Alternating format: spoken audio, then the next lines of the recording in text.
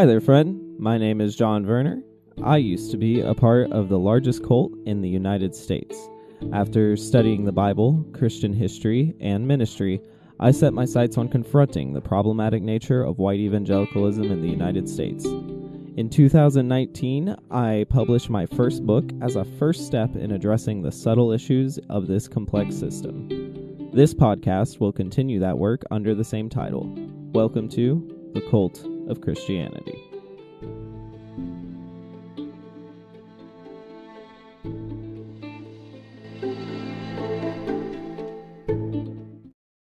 Welcome to the first monologue of the season. This topic will be covered again and is less an isolated topic and more a thread through every episode. The question is laughably ill-defined and incredibly vague. What is morality?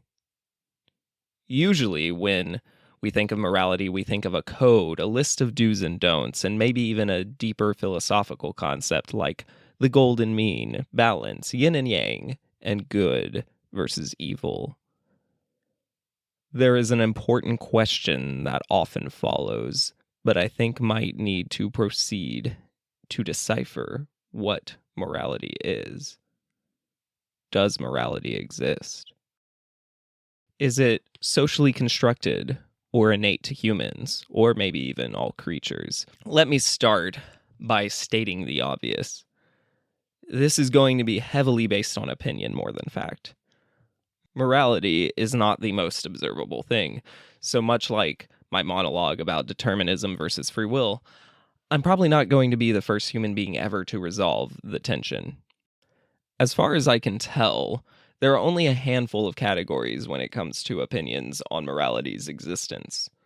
The first one is a simple no. This position claims that morality is entirely cultural and made up. Each individual finds or creates a code or doesn't. And culturally, what we hold as good versus evil is so in flux that the idea of true right and wrong is misguided. A common critique of the position is, well, then what's stopping you from insert immoral action here? Well, this critique can be addressed in several ways. One, because I don't want to. I don't have to believe in immorality to not do said thing. Two, because I'm honoring unspoken social contracts that are mutually beneficial. Or three, empathy for my fellow humans keeps me from doing it. Now, that doesn't resolve all critiques of the morally nomadic. There are issues when someone does not want to violate a social contract or do something harmful to society, or whether empathy is as preventative as it seems. But we'll circle back to this later. Another position is that morality exists rather plainly. Human beings just tend to ignore moral demands that conflict with their self-interest. This would certainly be the position of evangelical Christianity, but frankly, it's codified in most religions, and maybe even in most governments. The premise is rather cynical. It assumes that knowing the right thing is irrelevant to whether people do the right thing. There are a couple of important critiques against this idea. One, since we are already so culturally conditioned to make judgments about right and wrong, we might justify this view automatically without thinking critically. Two, no one can know whether an act is done out of ignorance or malice despite what courts might say. And three, cultures show very different attitudes towards everything, making the universality of human morality seem impossible. I've never heard any great rebuttals to these critiques. It usually sounds more like someone just yelling louder about how awful people are. The only way it seems to be addressed is an acceptance of what I would perceive as an entirely separate position. It goes like this. One could perceive morality as existing, but impossible to know. This is almost necessarily a spiritual position, not essentially a religious one. The idea is that there is a true right and wrong, and humans can do their best to align with that right and wrong, but we are shooting darts at a target in pitch black. We may get a sense of when we are closer or farther from the bullseye, but ultimately we have no proof. This is the position I tend to gravitate towards, but it is not without its flaws. It's completely theoretical and transrational. It ignores logical steps and relies on intuition. Functionally, this runs into similar problems as believing in no morality at all, and it makes critiquing others for anything very difficult. And that last criticism is very much shared with the there is no morality position. How can anyone call anything bad or harm if they have no rubric or concrete definition? Ultimately, it makes all judgments rather flimsy opinions. This problem is what moral certaintists capitalize upon. Morality being universally knowable intellectually justifies calling something bad, even if that person is incorrect. And this is what I mean. Let's imagine these three positions as characters. There's certitude, who believes in a universally knowable morality. There's vapor, who believes morality is made up. It's a social construct. And there's agnostis, who thinks there's some morality, but it is impossible to know for certain. Well, these three characters' friend, Brutus, was out at the bar and realized the bartender had double charged him for drinks. Without warning, Brutus jumps over the bar, grabs a nearby bottle, and smashes it over the bartender's head. He runs away and calls his friends to his house and tells them what happened. They all tell Brutus he needs to turn himself in. And that makes Brutus angry. He says, "Why should I? I was the one who was double charged." Certitude says, "Brutus, it is always wrong to be violent, at least unless it's self-defense." Vapor chimes in with, "Imagine how you would feel if you were the bartender." And Agnostis agrees, saying, "You know that was not an appropriate response."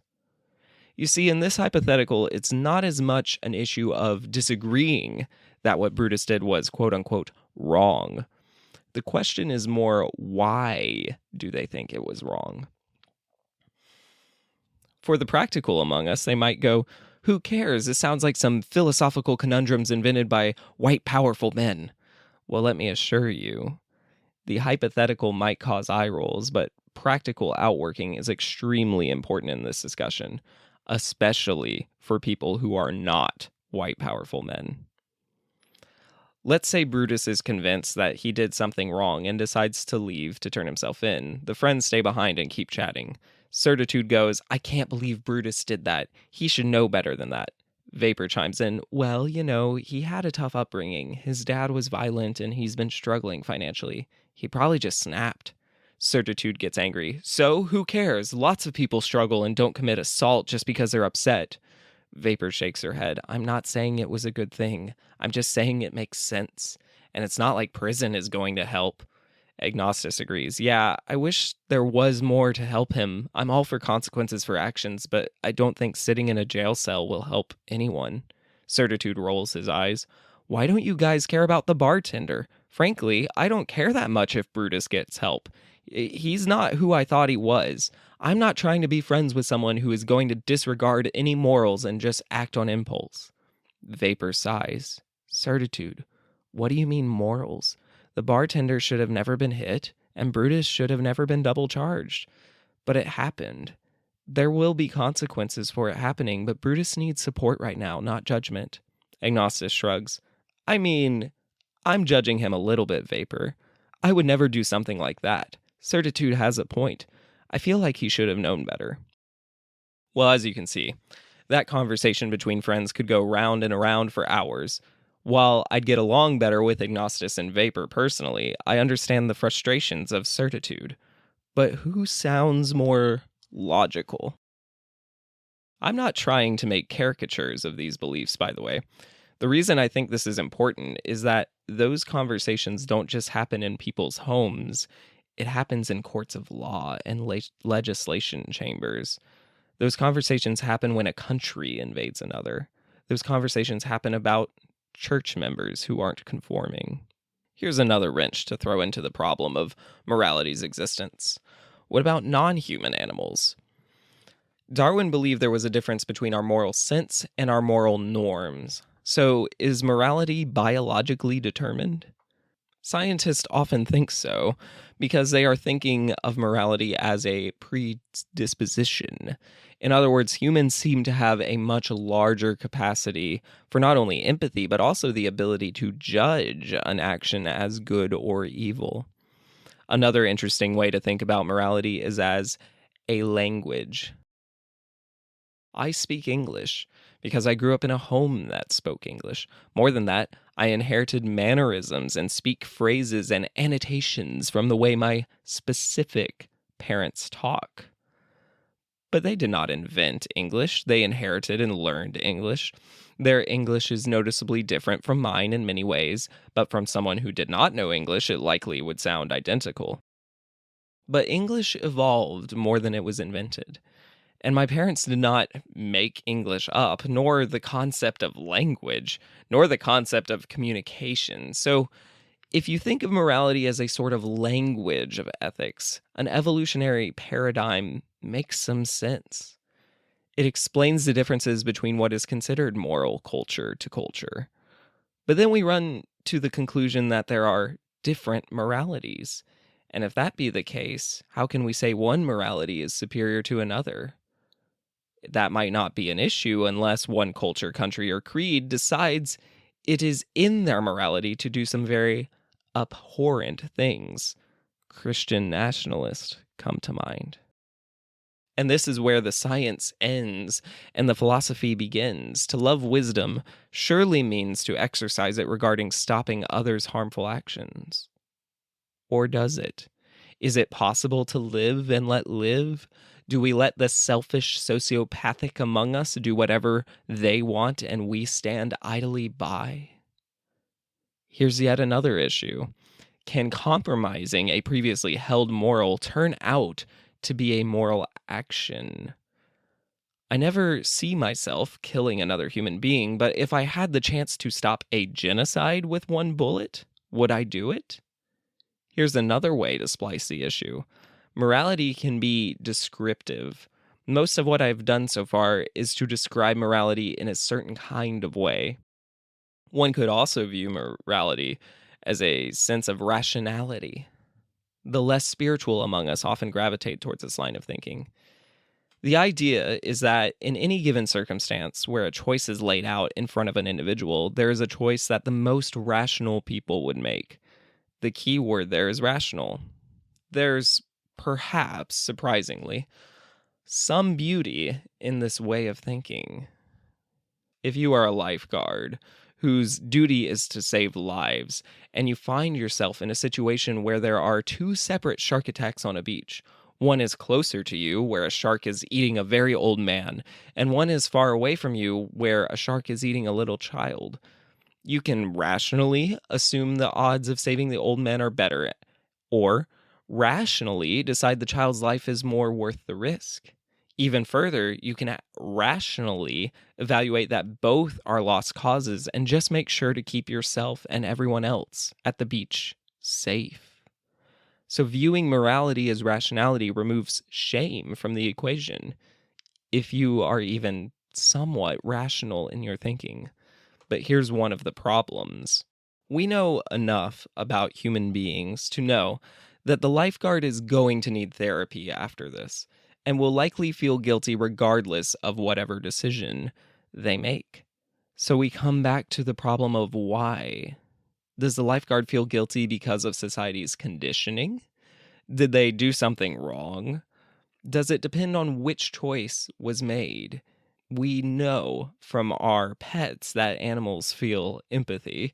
In fact, we aren't positive that they have less capacity for empathy than humans because, and this is truly a mind bender, what we think of as empathy is biased towards what we think is empathy. It makes research on the topic almost impossible. The reason that is important is when we run into issues of equating morality with empathy. Let me explain. I believe that empathy is a wonderful guide that should be practiced daily. It seems to produce healthy friendships, self-love, and lots of emotional, and dare I say spiritual growth. And having empathy is normally a good thing, but it isn't always a good thing. Because empathy is really a sensitivity to feeling what other people feel. But sociopaths can know what someone is feeling and use that information to harm them. And some sociopaths misread that empathy. And perhaps most frightening, a lot of empathetic people internalize others' feelings incorrectly. So if I think someone is mad at me, even if they're not, I might feel angry with them, or I might feel angry at myself for no good reason. So morality probably shouldn't be equated to empathy because, as a guiding ethic, it can only take you so far. Why? Because humans aren't perfect. Right? Well, how do we know they aren't perfect? We all agree on that, but do we have a concept of perfect to begin with? And don't worry, I'm not about to tell you about Jesus. But can you see the moral argument creeping through the cracks here? We'll revisit that idea later. Let's go back to the concept of moral norms. Not all codes that are put forward by societies or groups are moral codes in the descriptive sense of morality. For example, Southern manners of saying yes, sir, and yes, ma'am do not describe morality. However, when I was younger, if I didn't address my elders that way, it was offensive. And I don't mean in the way you might think. I mean in the way where a teenager is purposefully trying to be hurtful, not in the sense of rebelling against social conditioning. Or perhaps a more relatable example would be using your blinker in traffic. You must do it according to the law.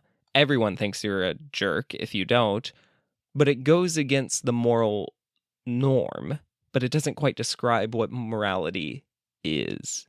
Let's try to take certitude's perspective seriously for a moment. If there is a universal morality, what is it?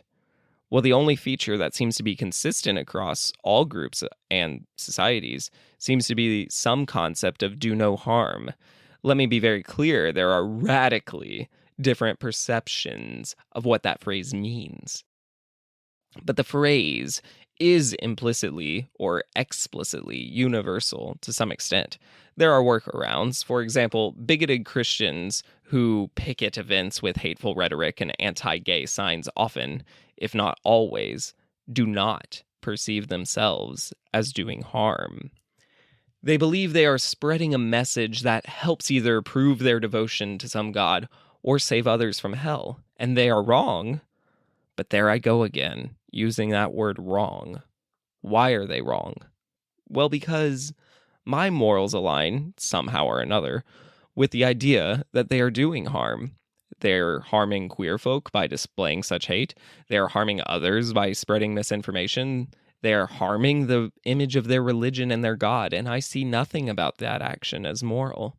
Even so, I can still empathize with them to some extent. Not in their hate, but in their humanity. And is that empathy good or bad? I'll let someone else judge that.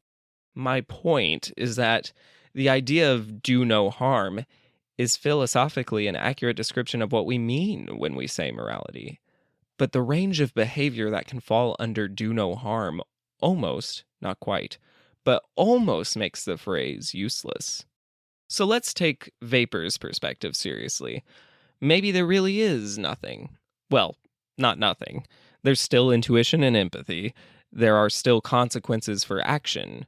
Hell, there's a lot of common sense and gentle wisdom in reinventing the wheel when a human's life and livelihood is at stake.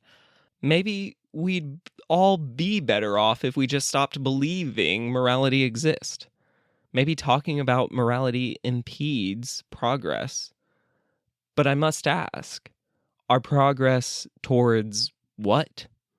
Is there any consensus as to what our societal goals are?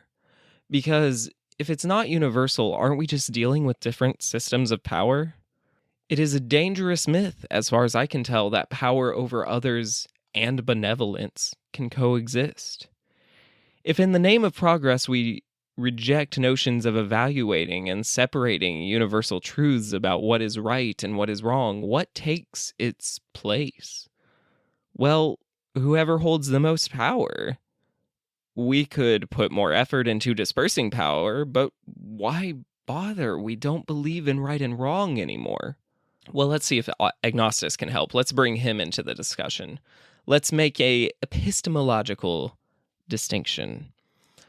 Agnostus believes he can make more moral judgments, but he can't have moral knowledge. Or another way to put that is there is no moral fact, but there is moral judgments made about facts. Those judgments will have variance not just person to person, but throughout history, societies, and subcultures. An agreement does not prove the validity of those judgments, but it does point out some communal intuition that moral knowledge is out there, just maybe too vast to comprehend. Well, I love this take, but I see a problem. Won't someone feel like their judgment is moral, act like their judgment is moral, but then provide no conviction behind the judgment? Feminism has pointed out that so much of moral philosophy has been gatekept and fails to acknowledge the difference in biology, social status, economic favoritism, and a million other biases have disproven that moral judgment can exist independent of some moral knowledge. We must know something, or else people would not have gotten things so wrong for so long. Put clearer, I know women are equal in essence to men because I know humans all are of equal value. But how do I know this? Well, I know this because I know that believing anything different than that innately causes harm to others and myself. This is not a belief. This is evidence. Spinning the words around to somehow say inequality is less harmful than equality, like Jordan Peterson does, is mental gymnastics at minimum and radical religious zeal at worst. And I'm not even talking about, equality of opportunity versus equality of outcome nonsense. Just for now, sticking to mere opportunity. It is a fact that many people are given way better opportunities than others. That necessarily ranks people. Ranking people necessarily does harm.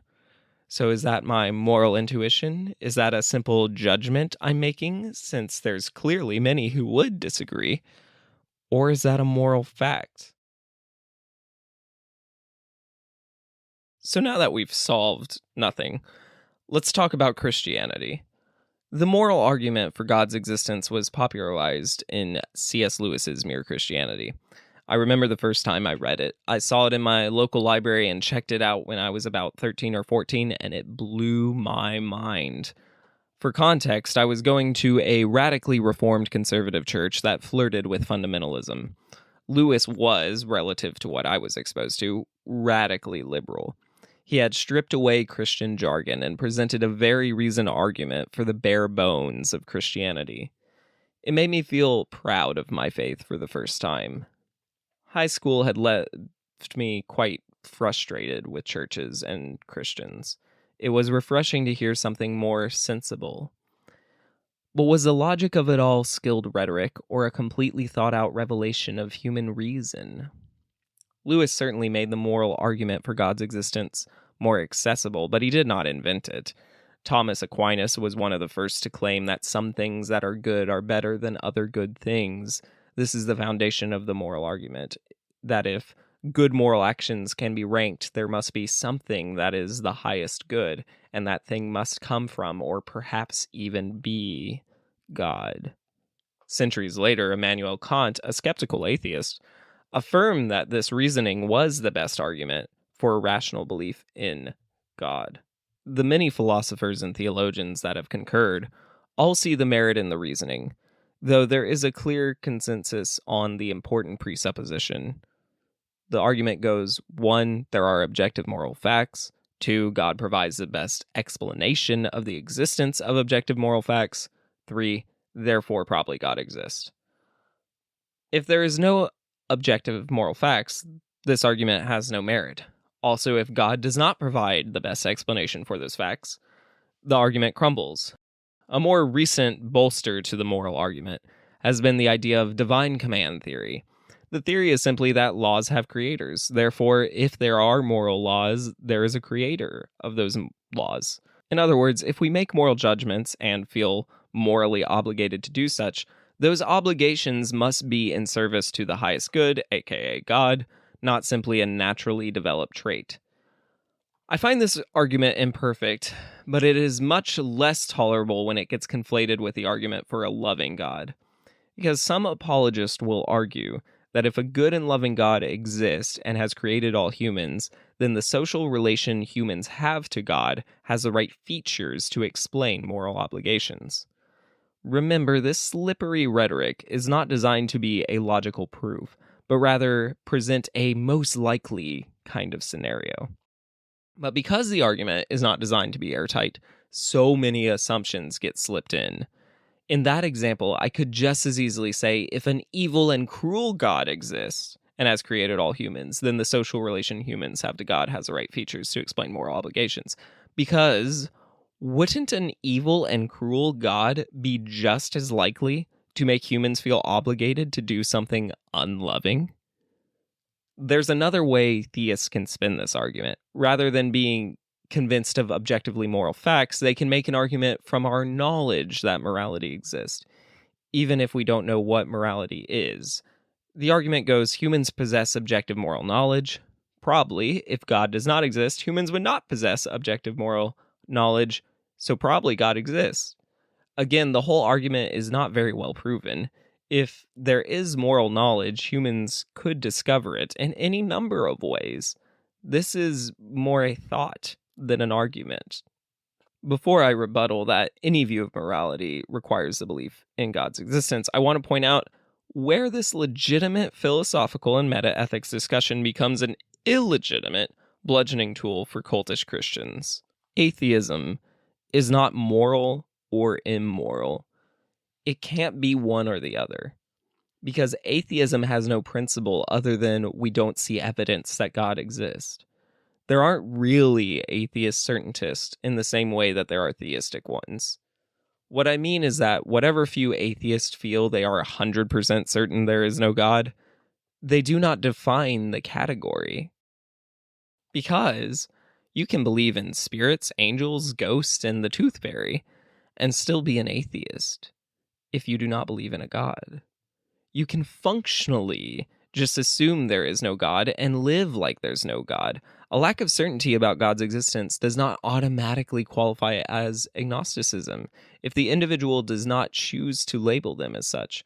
Even Dawkins, Richard Dawkins, the most popular atheist of all, said he would rather leave 1% chance as he does for other mythical creatures. Theists, however, are not exactly afforded the same luxury. While you can believe it is simply more likely that there is a God than not, that usually ends up working out as agnosticism. Because if you're not certain about which God it is, you probably aren't adjusting your lifestyle and choices based on the existence of God. Whereas if you are adjusting your life based on your beliefs, you are likely feeling certain about which God you follow. The reason I point this out is that while theism, like atheism, is not necessarily moral or immoral, Christianity is too specific to claim itself as too broad and ambiguous. If morality does indeed exist, I would say Christianity must be either moral or immoral.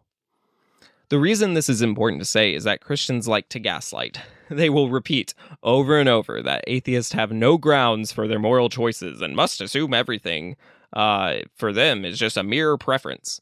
They do such to their own detriment because, one, it's not true. People can certainly base their moral choices on an infinite number of factors. Two, it doesn't matter what anyone believes, it matters what is true. So if Christians say that everything an atheist claims to be moral is just a matter of preference, so what? That would just mean that they see Christian choices as a preference, no better or worse. And that might feel like a win to Christians, but is it? Because if an atheist thinks a Christian choice is a mere preference, thus can't authoritatively say a Christian is doing wrong, that's not a defense. Because the Christian has already admitted that God has the authority to say what is right and wrong, and part of biblical teaching is you will know them by their fruit. If you aren't known for being good, how can you be a Christian? Christians oftentimes are like a child playing with a gun when it comes to moral philosophy. The odds of something good happening is small, while the potential for damage to themselves is great. We'll come back to more examples of this later. Let's address some basic critiques of the moral argument for God's existence. First, divine command theory has a glaringly obvious flaw. If true morality exists, you can be commanded to do something wrong. Commands, even if they have the weight of the law, culture, or even idyllic rhetoric, can be atrocious. Nazi Germany, anyone? But that's not the core of moral arguments. The core of the moral argument is the idea that one moral action can be better than another. Giving a man in need $100 is great, but 1,000 is better. Well, even Jesus didn't agree with that. He argued a widow giving everything was better than a rich person showing off the amount they give, at least so the legend goes. So we run into an important problem here. We all rank moral actions differently. We might all agree that murder or assault is about the worst thing you can do to someone initially, but some might bring up torture, both psychological and physical. Many of us might think the height of nobility is dying so that others might live. But maybe living for your loved ones is the better thing that one could do. The difference in our personal rankings might not be evidence that there is no ranking, but it does not strengthen my inclination that morals are universal, which would be an important presupposition to the moral argument for God's existence. David Hume argues that a factual statement considered in isolation cannot imply a moral norm. In other words, an is statement and an ought statement are distinct classes of statements. This really crumbles a lot of moral arguments. We can say we see that killing another person is wrong. It's harder to say it ought to be wrong always because we cannot foresee every possible scenario. So think about self-defense laws. A great idea, right? It should be okay if it's in self-defense. That's when killing should be okay. Well, how often have self-defense laws been used to justify the slaughtering of people of color? Whether that law existed or not actually usually has no bearing on the murderer's moral choice. He felt justified for any number of reasons. I understand by this point morality might seem like a headache, and I agree. Should we just stop talking about it? I don't think so. In fact, I'll tell you the main reason why. I think cults understand that thinking through morality is tough. They know this about humans. Cult leaders want to simplify it all for you. Don't fall for it. There are perfectly valid views for you to hold that do not require you to reject morality entirely. Even further, it is a valid philosophical position to reject morality altogether. The important thing to know is that if that is your choice, you must be the least judgmental person on the planet. And the fact is, we can't all be the least judgmental, at least if we believe in some morality. A great way to think about morality, which is similar but simpler than my language metaphor from earlier, is mathematics. 2 plus 2 equals 4. That's true regardless of whether God exists or not.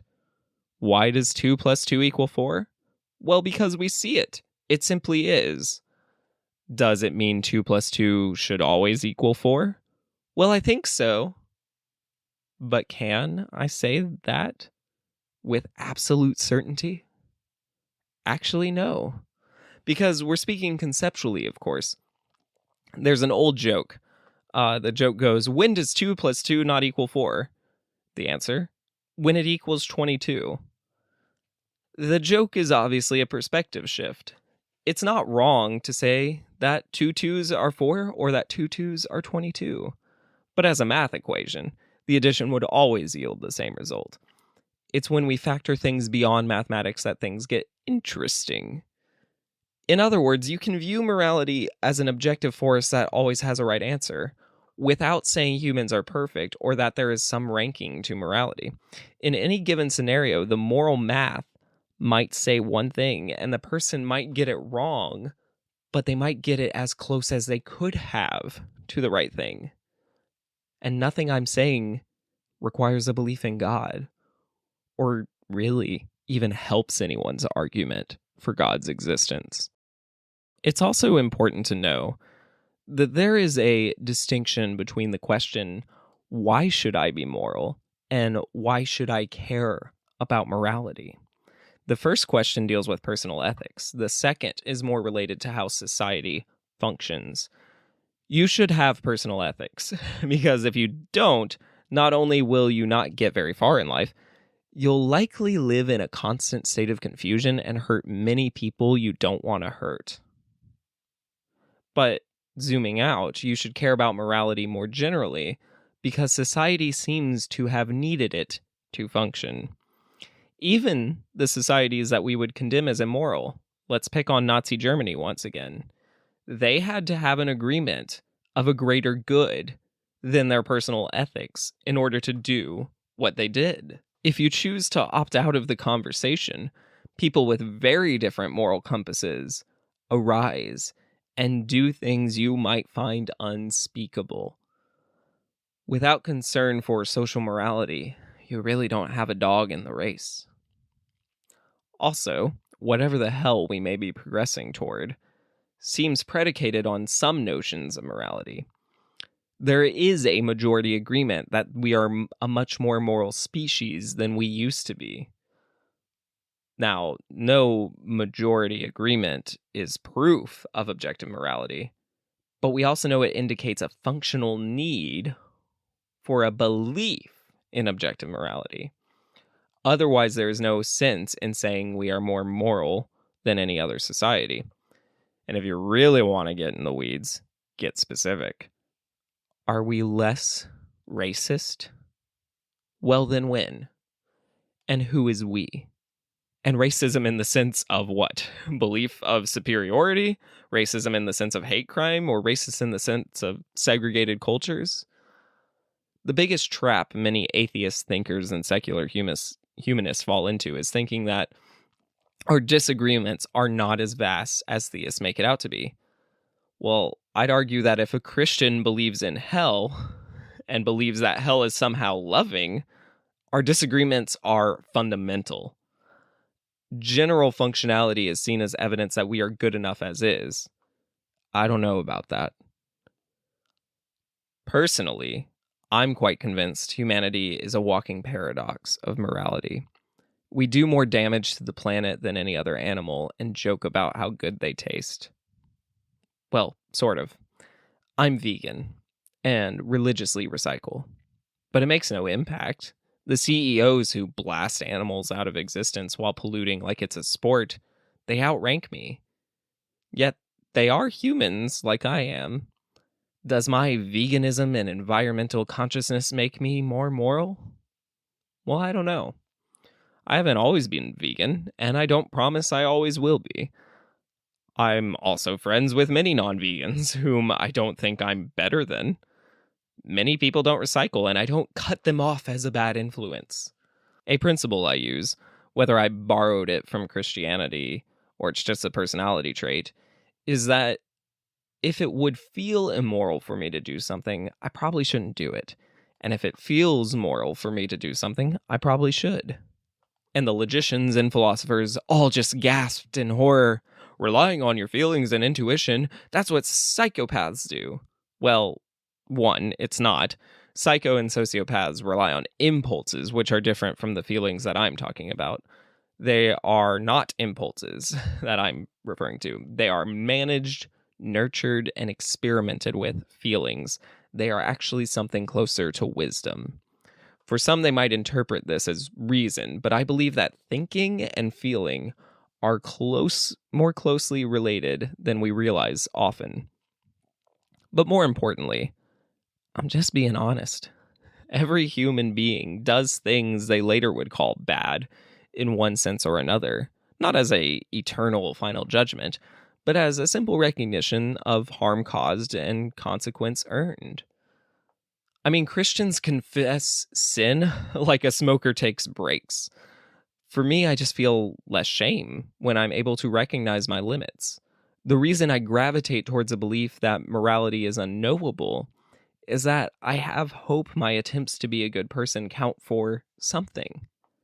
But even if it doesn't, it will count for me to feel good about myself and the work I've done. So let me come out with it. I don't advocate for any listeners to ascribe to any view of morality based on what I'm saying. You can be certain of it. You can humbly say, I don't know what it is. Or you can believe it's all made up. Because it only matters in as much as it does.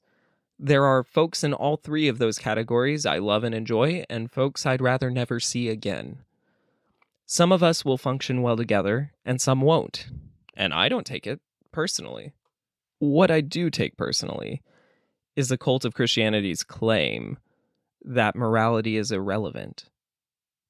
Only belief in their dogma. And this is where rubber really meets the road. Christians can gallivant around in philosophical musing if they like, but they will run into a critical hurdle every single time. They don't believe anyone's morality matters. I'll be clear. There are some Catholic and more liberal theologies that emphasize a person's good works more than evangelicals, fundamentalists, reformers, and Protestants. But here's the problem. All Christians require a belief in Jesus. The ones that try to work around or redefine what believing in Jesus means do so in vain. There is no higher moral act for a human than to believe in Jesus for the Christian. So all that time you spend with a Christian as they word vomit a less coherent moral argument than they briefly read from Piper summarizing Lewis, all that time is wasted because they don't believe in God because of the moral argument. They can't. Christianity requires you to suspend any personal ethics and adopt a model of ethics that comes from a belief that Jesus was God. That's what the word Christian means, and I don't trust anyone trying to redefine it, because cult leaders are damn clever. They know they can offer you so little and get so much. The cult leaders of Christianity offer you the freedom to live amorally, to live with a faith that demands so little at first. The freedom you're experiencing is truly just the freedom to be absent-minded. But you lose everything that comes with being absent-minded. Further, you'll realize over time that moral imperatives that come from no God and often not even Scripture increase as you get deeper in. By the end of it all, you will have wasted a life obeying a morality you don't even comprehend.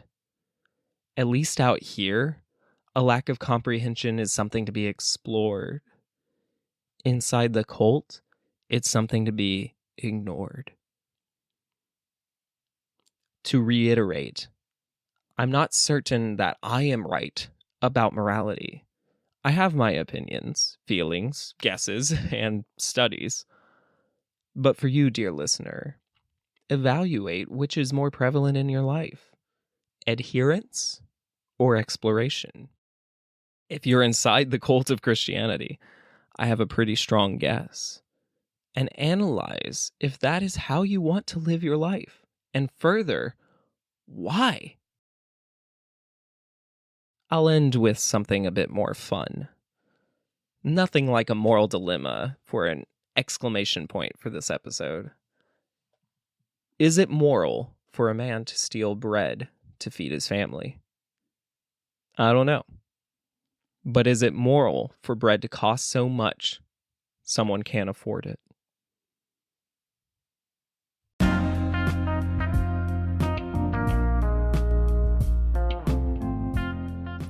If you'd like to learn more about this podcast or other work I'm doing, go to thecultofchristianity.com. If you'd like to support this podcast, listen, follow, share, and consider subscribing for $5 through Spotify for additional content, or give as much or as little as you can to support this work through links in the show's notes. Every dollar helps further this important discussion as well as start other exciting projects. Thanks for listening, and remember to keep love in your life, hope in your heart, and searching in your soul.